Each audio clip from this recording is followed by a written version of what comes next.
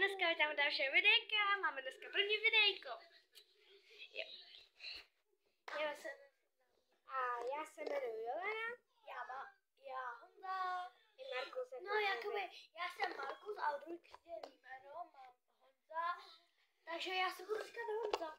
A nebudu natáčet jenom já, ale i můj brácha, i Pepa. Toho uvidíte za chvíli. Ne, toho uvidíte za pár videí.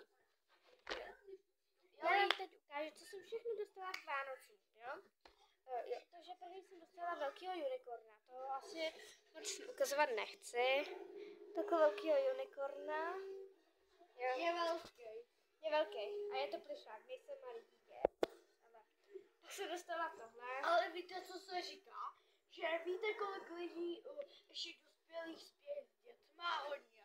Takže mám tohle. Voňavku. A to je, jako už mi málo, už tam mám trošičku. To jsem dostala. Potom jsem dostala tuhle voňavku. A k tomu jsem dostala tenhle šampon. To bylo sprchový gel.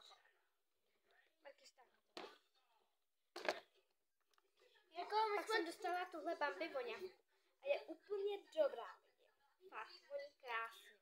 Já jsem taky dostal Skoro, že to nejde vám. Já jsem taky dostal k Vánocům spray a voňavku. Vy si proto ukážeš, že to taky. A potom jsem dostala tuto krásnou voňavku. A víte co? Já vám něco řeknu. My se jako nevychybujeme, že máme něco nového nebo tak. Jenom my vám to ukazujeme. A tohle auto jsem postavila z Lego Friends. Jo, je to takhle. A postavila jsem ho.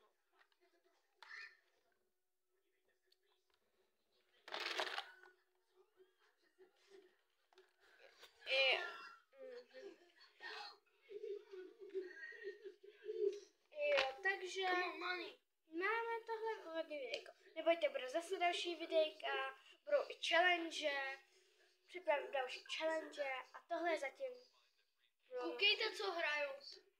GTAčko. No jakoby trošku jiný GTAčko, ale je to první GTAčko.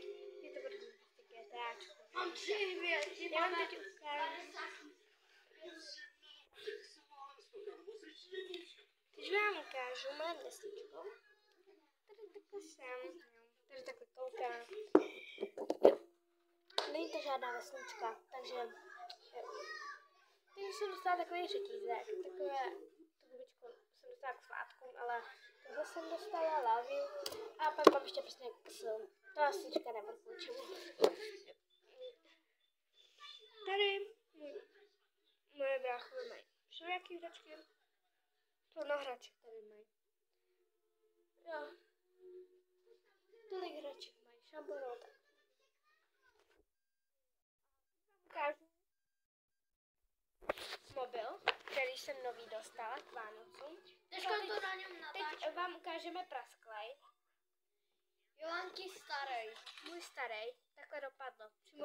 Já jsem ho dostala jeden den a po 2 dnech jsem takhle praskl. Ano, jenom před barákem. A teď Jolanka natáčí na svůj nový telefon. Ano, teď vám to neukážu.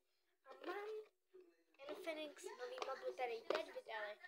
Byl za dobrou cenu, jestli chcete, my vám dáme i kód na to, ale teď si teda moc nepamatuju, vám ho nedáme.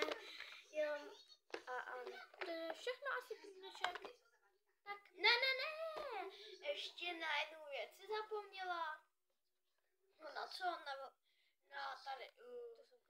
Ne, na co si Jo, ještě jsem dostala tyto krásné bačkárky. To taky zapomněla říct. Tak jsem dostala tenhle krásný krém, korálky, které se mi moc nechtějí vytahovat. Jo, a já vám doporučuju. Mě volá někdo.